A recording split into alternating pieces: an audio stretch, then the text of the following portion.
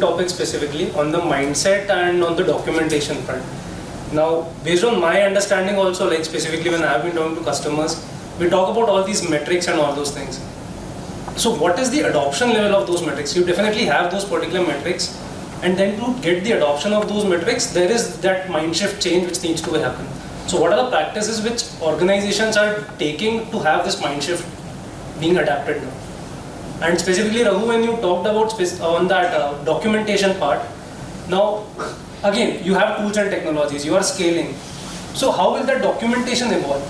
Will you be updating it every time, or will it again become, which is just a piece of document and is not being used?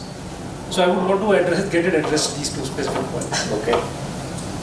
I can take the second part of your question. I can talk. Since you took the initiative, it should be second. So the way we look at solving the problem of documentation is using an approach called document as a code. Right? Your document sits with the code. You are not updating it manually. As and when your code gets updated, your document gets updated.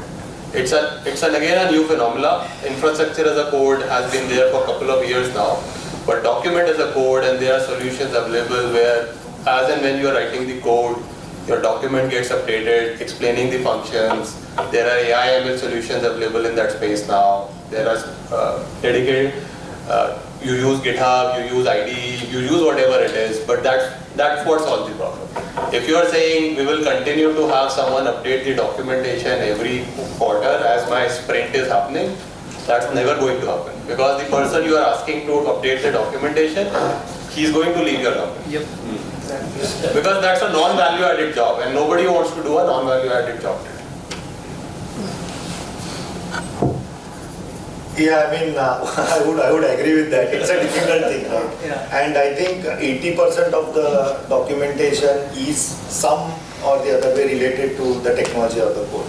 There are certain documentation which is independent of code, and the only way to keep that updated or with a little effort, I mean, is the same thing, right?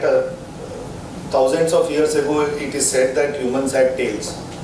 Okay, and for a lot of years they didn't use it, and the tail disappeared. It's the same thing with documentation also. If you use the documentation, it will be alive, right? And that's the most effective tool for me. That you force the usage of document whenever there is a request, because in a small organization, what happens is if there is a challenge within the team and people offer, okay, I can help, I can work this out.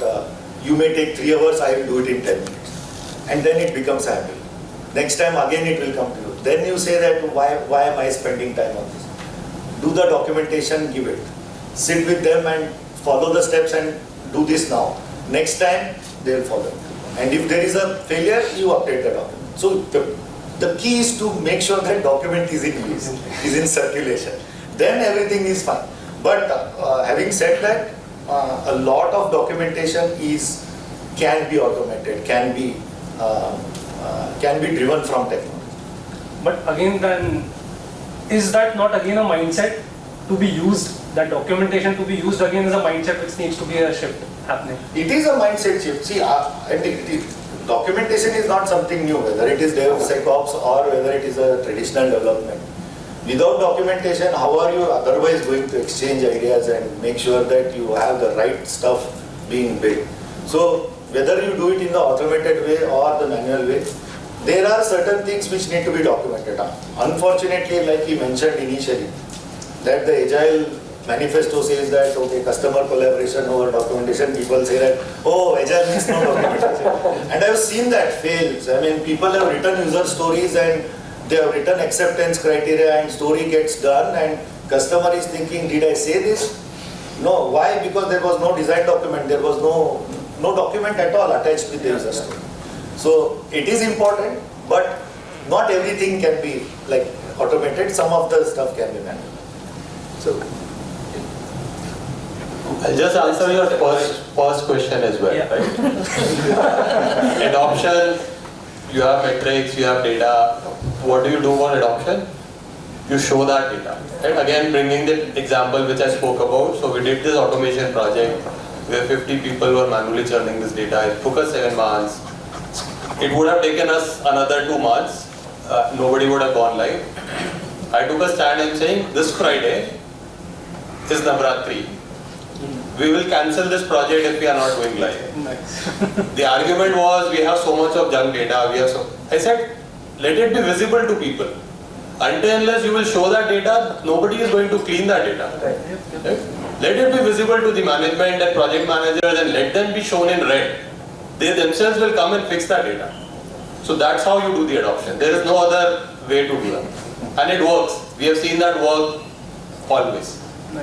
So I just want to share one tip on the kind of how you convert this documentation, especially like as we said, right? If you give the same thing to people again and again, people may resign. And especially like if I did any automation on any job, I don't want to do this again. The same job, I don't want to do this again. So you have to understand your team skills, and you have to also give a commitment. This is you doing, and you are creating a documentation to just do a transition, so that you don't need to work this on again. And the same work comes, you should assign the other person who have worked on this. So that's how you have to manage and make this more interesting and creative, so that they will put a detailed documentation, because they have to do a transition in later day, right? And they have to transition. They will make sure I put almost things so that people will not ping me when I was focusing on something. So that's how kind of documentation will improve, and people may not resign.